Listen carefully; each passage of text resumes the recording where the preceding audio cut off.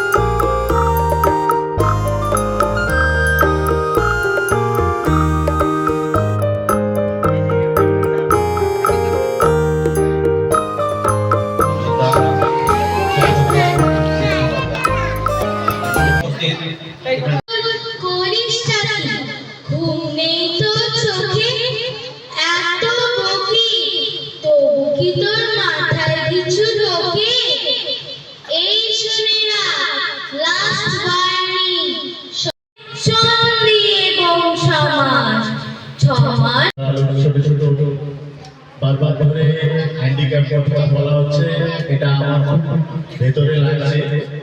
আমরা হ্যান্ডিক্যাপ কেউ নই, তোমরা সবাই কেউ না কেউ বিশেষভাবে সক্ষম। তাই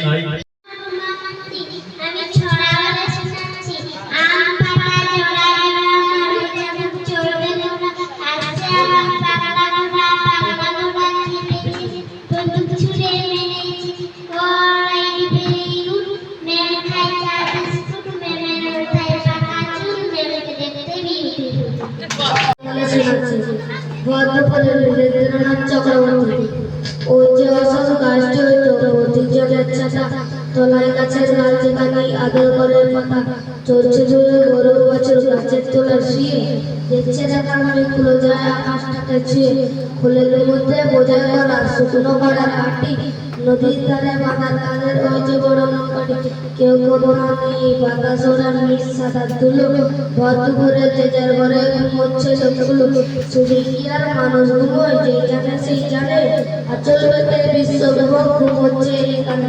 নমস্কার। আপনারা দেখছেন দেব ব্লগ 4 ইউটিউব চ্যানেলের মাধ্যমে আত্রিকের জন্মদিনের তৃতীয় পর্বের অনুষ্ঠান। অনেকটাই বড়ই সাংস্কৃতিক অনুষ্ঠান তারা করেছিল, পরিবেশন করেছিল, কিন্তু তাতে আমাদের ভিডিওটা অনেক বড় হয়ে যাবে বলে আমরা খুব সংক্ষিপ্ত আকারেই আপনাদের সামনে তুলে ধরলাম। এখনো তাদের দুপুরের মধ্যাহ্নভোজের ব্যবস্থা চলছে।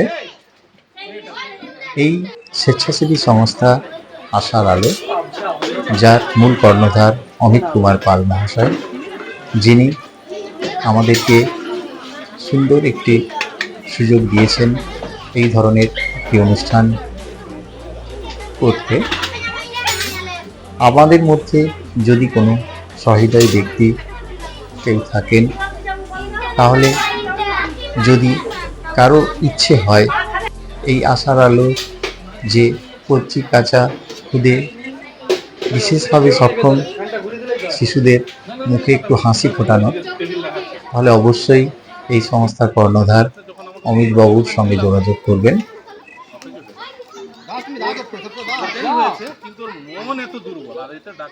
আমরা অনুষ্ঠানের একদম অন্তিম পর্বে চলে এসেছি, যেখানে আজকের বার্থডে বয় আত্রিক তার দাদা দিদিদের হাতে আইসক্রিম তুলে দিচ্ছে। প্রত্যেক শিশুর কাছেই আইসক্রিম অত্যন্ত লোভনীয় এবং একটি খুব সুন্দর খাবার। তারা মহানন্দে আইসক্রিম গ্রহণ করছে এবং তা তাড়িয়ে তাড়িয়ে খাচ্ছে এবং আজকের দিনটি উপভোগ করছে। ভালো থাকবেন সবাই। যদি কেউ সহযোগিতার হাত বাড়াতে চান, অবশ্যই অমিত বাবুর সাথে যোগাযোগ করবেন। আজকের ব্লগটি আমরা এখানেই শেষ করব। দেখা হবে পরের ব্লগে। নমস্কার।